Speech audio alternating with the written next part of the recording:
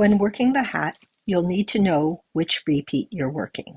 For each repeat, a cable will travel to the edge, and when it reaches the edge, it'll turn and start going in the other direction. This creates a scallop at the edge. To count the repeats, we count the scallops. So this is the first repeat, this is the second, the third, and the fourth. When a cable reaches the edge, its color can change, and it changes according to the edge index shown. For the first repeat, I look for the first repeat row on the chart.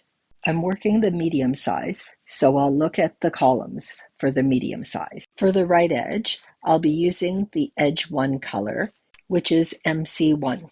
MC1 is in the main colored marl. We are using the main colored marl for round 3. Those stitches will be knit through the back with that bright green, which is MC1. This cable will change to the color MC1. When we work round 4, we'll be using the contrast color marl. The edge index will say MC1 still. We'll slip those stitches because MC1 is not in the contrast color marl.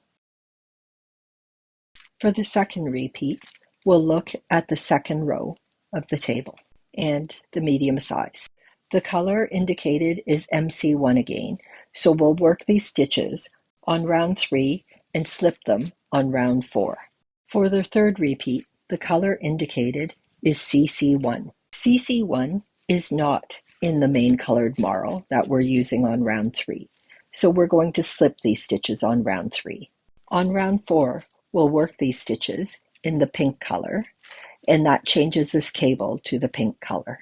On the fourth repeat, the color should change to MC2.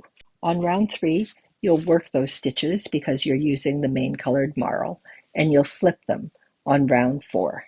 For the left edge of the work, you'll read the edge index table in the same way, except you'll use the edge 2 columns.